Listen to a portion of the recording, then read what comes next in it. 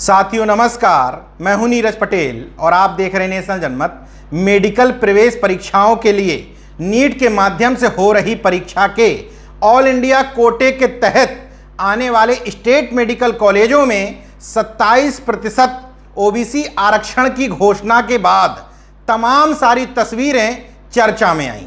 पहली तस्वीर ये तस्वीर इसलिए चर्चा में आई क्योंकि इसमें सत्ता पोषित तमाम सारे नेता, जिनको पेपरों में पिछड़े वर्ग के नेता लिखवा करके इनका महिमा मंडन किया गया, ये तस्वीर चर्चा में आई। दूसरे नंबर पर ये जो असली नीट के योद्धा कहे जा रहे हैं, जातिवादियों या गुलामों द्वारा नहीं बल्कि एक्चुअल समाज चिंतकों और बुद्धिजीवी द्वारा तमिलनाडु के मुख्यमंत्री एम.के. स्टालिन को असली योद्धा बताया जा रहा है। तीसरी तस्वीर ये परिचय के मोहताज नहीं हैं, सामाजिक चिंतक एवं विचारक हैं। ऐसे पत्रकार हैं जो तमाम बड़े मीडिया संस्थानों में महत्वपूर्ण संपादक और मैनेजिंग एडिटर जैसे पदों पर रहे हैं। वर्तमान समय में बहुसंख्यक समाज के सबसे बड़े एजेंडा सेटर हैं। मतलब ये एजेंडा सेट करते हैं कि सोशल मीडिया में बहुसंख्यक समाज को किन मुद्दों पर चर्चा करनी है, बहुसंख्यक समाज के नेताओं के लिए इस समय कौन से मुद्दे हो सकते हैं जो उनको जोर शोर से उठाना है। एक मात्र नाम नहीं है, नाम बहुत सारे हैं, लेकिन किसको हटाऊं किसको छोड़ूं, इसलिए प्रमुख नाम मैंने उठा लिया है। चौथी तस्वीर ये है ओबीसी महासभा के लोग, जिनके आह्वान पर मध्य प्रदेश के भोपाल में पिछड़े वर्ग ने इतना बड़ा प्रदर्शन किया कि उसकी गूंज दिल्ली तक सुनाई पड़ी। तमाम अन्य संगठन भी उसमें जुड़े थे, उनके नाम आगे बताऊंगा, लेकिन पहले बात इन चर्चित तस्वीरों पर कर लेते हैं। बात करते हैं पहली तस्वीर में, जिसमें तथाकथित पिछड़े वर्ग के गुलाम नेताओं को नायकों की तरह प्रेजेंट करने की कोशिश की गई। जिस तरीके से 2019 के 2014 के लोकसभा चुनाव में प्रधानमंत्री नरेंद्र मोदी को ओबीसी प्रधानमंत्री के तौर पर प्रेजेंट किया गया, उसी तरीके से 2022 के उत्तर प्रदेश की चुनाव की बैतरणी को पार करने के लिए पिछड़े वर्ग के तमाम सारे नेताओं को मंत्री बना करके अब उनको नायकों की तरह प्रेजेंट करने की कोशिश की जा रही है, ताकि जब वो अपने समाज के बीच में जाएं और उनसे पिछड़े और वंचित वर्ग की हिस्सेदारी, हक अधिकारों के लिए बात की जाए तो उनके पास बोलने के लिए कुछ झुंझने जरूर हों। इस तस्वीर का और इसके बाद नीट में आरक्षण की घोषणा का इस तरीके से महिमा मंडन किया जा रहा है जैसे पिछड़ों को बहुत कोई अभूतपूर्व चीज मिल गई हो। इन्हीं लोगों के रहते हुए इसी सरकार के राज्य में जहां 27% आरक्षण ऑलरेडी घोषित है, नियम में लिखा हुआ है, जब वहीं उनको पूरा आरक्षण नहीं मिल पा रहा है, तो यहां महज घोषणा मात्र पर अपनी पीठ थपथपाने वाले इन लोगों से जरूर पूछा जाना चाहिए कि ज्ञापन देते ही अगले दिन प्रधानमंत्री नरेंद्र मोदी घोषणा कर देते हैं कि नीट में ओबीसी को 27% आरक्षण दिया जाएगा।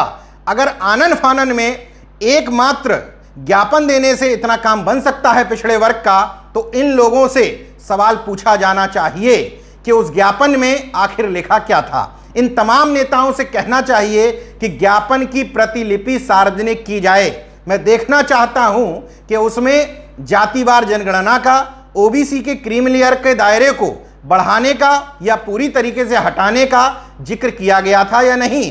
अन्य संस्थानों में बैकलॉग की भर्तियों के तहत हजारों पद रिक्त हैं। 69,000 शिक्षक भर्ती को लेकर के उत्तर प्रदेश में आंदोलन जारी है, डंडे पड़ रहे हैं छात्रों पर। ये तमाम सारे मुद्दे उसमें लिखे थे कि नहीं लिखे थे, इसलिए जानना चाहता हूं, क्योंकि अगर सरकार ओबीसी वर्ग के इन मुखौटों के आधार पर एक ज्ञापन लेते ही हरकत में आ जाती है, तो क्यों नहीं उस ज्ञापन में जातिवार जनगणना या अन्य मुद्दों का उल्लेख किया गया था।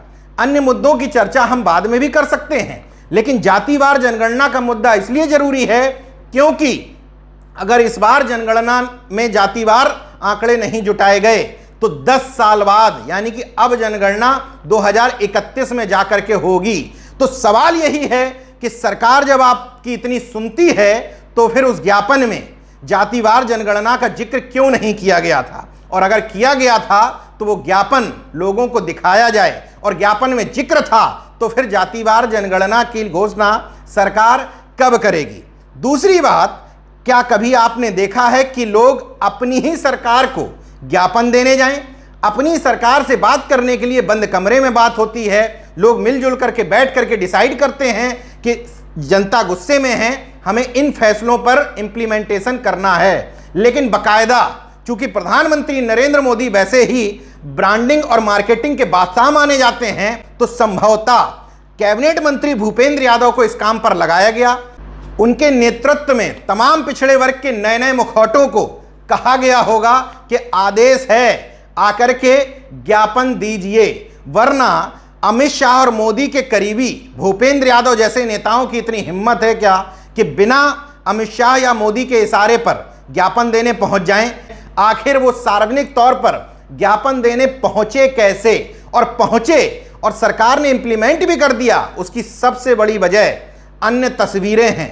लगातार पूरे देश भर में जो प्रदर्शन किए जा रहे थे, उन प्रदर्शनों के दबाव में चूंकि बहुत सारे जो बड़े बड़े मुद्दे इकट्ठे हो गए हैं, उन मुद्दों में जो सबसे छोटा और आसान मुद्दा था नीट का, उसमें आरक्षण दे करके लगा दिया गया इन मुखौटों को और उनके चमचों को अपने काम कर। जातिवाद की गंदगी में डूबे हुए तमाम लोगों ने अपने अपने जाति के मुखौटे को उठाते हुए उनका महिमा मंडन इस तरीके से करना शुरू कर दिया, मान लो उनका आरक्षण, उनकी हक और हिस्सेदारी जो अभी तक छीनी गई पिछले कई सालों में, वो सब कुछ वापस कर दी गई हो। इस उम्मीद के साथ कि भले ही ज्ञापन देने का फोटोशूट एक बार फिर से करवा लेना, लेकिन पिछड़े वर्ग के मठाधीशों कम से कम जातिवार जनगणना की घोषणा करवा दो, भले ही वोट बैंक के लिए सही। खैर, आगे बढ़ते हैं। ये तस्वीर है एम.के. स्टालिन, तमिलनाडु के मुख्यमंत्री हैं। इनको नीट का असली योद्धा कहा जा रहा है, क्योंकि एम.के. स्टालिन ने न सिर्फ पुरजोर तरीके से इस मुद्दे को उठाया, बल्कि मद्रास हाईकोर्ट के माध्यम से सरकार को डायरेक्शन भी करवाया। सरकार को स्पष्ट शब्दों में कह दिया था कि बिना ओबीसी आरक्षण के नीट की परीक्षा हम तमिलनाडु में नहीं होने देंगे। तमिलनाडु की विधानसभा से बाकायदा एक प्रस्ताव भी पारित करवाया। कई महीने पहले दिल्ली आकर के बाकायदा प्रधानमंत्री से मिल करके उन्होंने नीट का विरोध भी दर्ज करा दिया गया था। देखिए किस तरीके से तमाम नेता स्टालिन के जो मास्क लगाए हुए हैं उसमें भी नीट का विरोध कर रहे हैं, लेकिन स्टालिन की तारीफ करने से कोई एंगल नहीं बन रहा। ना जाति का एंगल बन रहा है, न स्वार्थ का एंगल बन रहा है, न ट्रांसफर पोस्टिंग का कोई एंगल नहीं बन रहा। तो स्टालिन की तारीफ क्यों की जाए? अपने जाति के नेताओं की तारीफ करने से यह एंगल बनता है कि शायद कभी नेताओं की निगाह उस पे पड़ जाए कमेंट पे, और शायद कोई पार्टी में पद मिल जाए या कुछ स्वार्थ पूर्ति ही हो जाए। अगली तस्वीर दिलीप मंडल जी की, इनके बारे में बताया जा चुका है। जितना इन्होंने सोशल मीडिया पर लिख पढ़ करके माहौल तैयार करवाने में पूरे देश में मदद की थी, उसमें निश्चित तौर पर इनकी तारीफ पुरजोर तरीके से होनी चाहिए। अगली तस्वीर ओबीसी महासभा। इन लोगों ने न सिर्फ जिले जिले में प्रदर्शन किया, बल्कि मध्य प्रदेश की राजधानी भोपाल में सीएम आवास घेराव की रणनीति बनाई। उसमें तकरीबन 100 से ज़्यादा बड़े बड़े संगठन पहुंचे और इतना बड़ा प्रदर्शन हुआ जो हाल फिलहाल के समय में ओबीसी के लिए खास तौर से कभी नहीं देखा गया। उस पिछड़ा वर्ग आंदोलन में तमाम सारे लोगों ने महत्वपूर्ण भूमिका निभाई, जिसमें ओबीसी महासभा के अध्यक्ष महेंद्र सिंह लोधी, धर्मेंद्र कुशवाहा, ओबीसी ब्रजेंद्र सिंह यादव, डॉक्टर पुष्पराज सिंह, राकेश सिंह लोधी, ऋचा पटेल समेत तमाम सारे उन कार्यकर्ताओं की महत्वपूर्ण भूमिका रही जिनको लाठीचार्ज में बुरी तरीके से चोटें भी आई थीं। उत्तर प्रदेश ओबीसी महासभा के अध्यक्ष रामनिवास वर्मा भी अपनी टीम के साथ मध्य प्रदेश पहुंचे थे। ओबीसी महासभा के राष्ट्रीय प्रवक्ता और उत्तर प्रदेश कांग्रेस कमेटी में डिजिटल मीडिया के प्रभारी डॉक्टर अनूप पटेल भी अपनी टीम के साथ प्रदर्शन में पहुंचे थे। मंडल आर्मी के चीफ अनिरुद्ध सिंह विद्रोही, ये वही विद्रोही हैं जिनको अभी योगी सरकार ने जेल भेज दिया था। आरोप क्या था कि उन्होंने इन्हीं सारे मामलों को लेकर के दिल्ली में प्रदर्शन की अनुमति मांगी थी। प्रदर्शन करने पहुंचे नहीं थे, महज अनुमति मांगी थी, और सरकार को इतना कष्ट हो गया अनुमति मांगने पर कि उठा करके जेल में डाल दिया गया। सुप्रीम कोर्ट की फटकार के बाद उनको जेल से बाहर निकाला गया। अनिरुद्ध विद्रोही बाकायदा अपनी टीम के साथ मध्य प्रदेश पहुंचे हुए थे। सरदार सेना की भी वहां टोपियां बड़े संख्या में नजर आ रही थी, जिसके राष्ट्रीय अध्यक्ष आर.एस. सिंह पटेल हैं। भीम आर्मी जिसके मुखिया चंद्रशेखर आज़ाद हैं, जो आज़ाद समाज पार्टी चलाते हैं। उन्होंने संगठन और अपनी पार्टी दोनों के माध्यम से बाकायदा नीट की लड़ाई की पूरी तरीके से घोषणा कर रखी थी और कई जगह प्रदर्शन भी करवाए थे। भोपाल में हुए प्रदर्शन में अपने लोगों को भेजा गया था। पिछड़ा वर्ग मोर्चा के राष्ट्रीय अध्यक्ष चौधरी विकास पटेल, जिन्होंने 20 जुलाई को पूरे देशव्यापी ज्ञापन करवाया। 26 जुलाई को जहां जहां उनका संगठन मजबूत है उन जिला मुख्यालयों पर धरना प्रदर्शन भी करवाया। 30 जुलाई को उन्होंने कह रखा था कि हम सड़कों पर उतर के प्रदर्शन करेंगे, लेकिन उससे पहले मोदी सरकार ने घोषणा कर दी। मैं माफ़ी चाहता हूं तमाम सारे ऐसे सामाजिक कार्यकर्ताओं, संगठनों का नाम नहीं ले पा रहा हूं, लेकिन उन लोगों ने पुरजोर तरीके से इस मांग को उठाया और जो भोपाल में प्रदर्शन हुआ उसमें 100 से ज़्यादा जो संगठन थे उनकी महत्वपूर्ण भूमिका रही। उनका नाम न ले पाने की मैं माफ़ी चाहता हूं। एक तस्वीर और देखिए, दिल्ली के आंध्र प्रदेश भवन में जिस सोशल मीडिया से तमाम सारे लोग जुटे थे। पहली बार कई लोग ऐसे थे जो पहली बार ही एक दूसरे से मिल रहे थे, लेकिन 21 राज्यों के दर्जनों से ज़्यादा संगठनों के पदाधिकारी सामाजिक परिवर्तन गठबंधन के तहत आंध्र प्रदेश भवन में एकजुट हुए। पूर्व जस्टिस वीरेंद्र सिंह, पूर्व जस्टिस ई.एस.रैया ने इस बैठक की अध्यक्षता की और उसमें पूर्व मंत्री दद्दू प्रसाद भी उत्तर प्रदेश से शामिल हुए। साथ ही मिशन फाउंडेशन भी शामिल हुआ। तमाम संगठन यहाँ भी शामिल हुए। इसके बाद रणनीति बनाई गई कि राष्ट्रीय पिछड़ा वर्ग आयोग का घेराव किया जाएगा। तमाम संगठनों के लोग राष्ट्रीय पिछड़ा वर्ग आयोग में पहुँचे। उसके जो चेयरमैन हैं साहनी जी, उनका घेराव किया। मांग की उनसे कि नीट में आरक्षण लागू करवाया जाए। ये कुछ और तस्वीरें जो आप लोगों के लिए जानना जरूरी है। राष्ट्रीय पिछड़ा वर्ग आयोग के अध्यक्ष भगवान लाल साहनी एवं सदस्य कौशलेंद्र सिंह पटेल ने एकाध नहीं बल्कि 6 मीटिंगें हियरिंग की नीट के मामले में, और उनमें सीधे सीधे केंद्रीय स्वास्थ्य मंत्रालय के सचिव को बुलाया था और पूछा था कि नीट में आरक्षण क्यों नहीं दिया जा रहा है। इसके अलावा दिल्ली विश्वविद्यालय के शिक्षक प्रोफेसर रतनलाल, अवधेश कुमार, लक्ष्मण यादव जैसे तमाम सारे शिक्षकगण, सूरज कुमार बौद्ध, बिहार के दुर्गेश कुमार जैसे जागरूक हजारों की संख्या में साथी जो लिख पढ़ रहे थे, लोगों को जागरूक कर रहे थे, ऐसे हजारों लोगों की कंबाइंड भूमिका के बाद सरकार दबाव में आई और सरकार को यह मानना पड़ा कि कम से कम पिछड़े वर्ग का एक छोटा मुद्दा ही सही हमें दूर करना पड़ेगा। इसलिए क्योंकि उत्तर प्रदेश में 2022 में चुनाव हैं, लेकिन यह भी ध्यान रखना है कि आपको महज झुंझुनों में नहीं उलझना है। मात्र नीट में आरक्षण मिल जाने से आपके हक और अधिकार वापस नहीं आए हैं। जिन भी सरकारी संस्थानों का निजीकरण कर दिया गया है उनमें आरक्षण का खात्मा इसी सरकार के राज्य में हुआ है। महंगाई चरम पर है। पेट्रोल डीजल के दाम अपने अधिकतम मूल्य तक पहुंच गए हैं। उत्तर प्रदेश में तमाम सारे विश्वविद्यालयों में आपका हक आरक्षण छीना गया है। बुरी तरीके से पिछड़े और दलित वर्ग के साथ उत्पीड़न की घटनाएं, मारपीट की घटनाएं, उनके ऊपर जाति वर्चस्व की घटनाएं इन्हीं सब सरकारों के राज्य में हुई है। सरकारी नौकरियों में सरकारी वकीलों की नियुक्ति समेत तमाम सारे ऐसे मुद्दे हैं।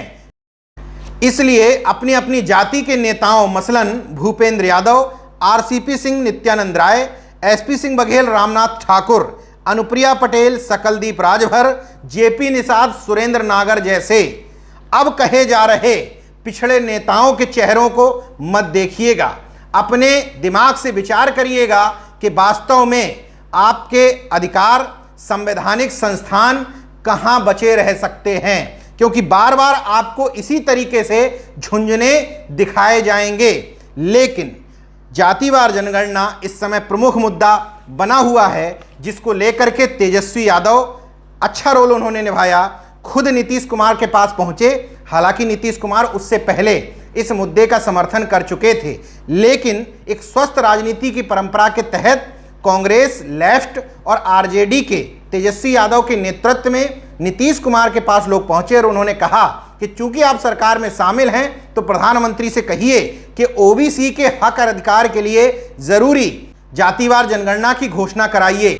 इसके अलावा पिछड़े वर्ग के तमाम सारे संगठन, चाहे ओबीसी महासभा हो, चाहे मंडल आर्मी हो, चाहे सरदार सेना या अन्य तमाम सारे संगठन, उन्होंने कमर कस ली है कि जातिवार जनगणना के मामले पर सरकार को छोड़ना नहीं है। ओबीसी को अभी एक और पुरजोर तरीके से लड़ाई की जरूरत है। एक मिशन ये भी चलाया जा रहा है कि अपने आसपास के जनप्रतिनिधियों से अच्छी आवाज में उनसे लड़ने झगड़ने की जरूरत नहीं है। अच्छे लोगों को ले जा करके उनके यहाँ बैठा लिए।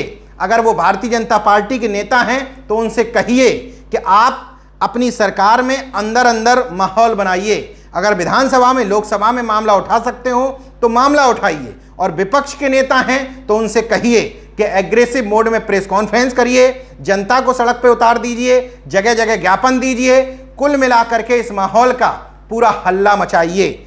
मंडल आर्मी ने एक अभियान और चलाया है। उसने कहा कि हम असहयोग आंदोलन की तरह अगर पिछड़ों की जनगणना नहीं कराई जाएगी तो जनगणना के लिए घर आए सरकारी कर्मचारी का असहयोग करेंगे, और जो भी वो चीजें हमसे पूछेगा हम स्पष्ट मना कर देंगे कि सरकार ने हमारी बात नहीं मानी तो हम सरकार के इस काम में असहयोग करेंगे। इसके अलावा नेशनल जनमत समूह की मासिक पत्रिका मिशन जनमत ने इस बार कवर स्टोरी की थी जातिवार जनगणना पर, तो उसने भी मिशन बनाया हुआ है कि तमाम सारे जनप्रतिनिधियों से जातिवार जनगणना को लेकर के प्रधानमंत्री नरेंद्र मोदी के नाम पत्र लिखवाया जाएगा।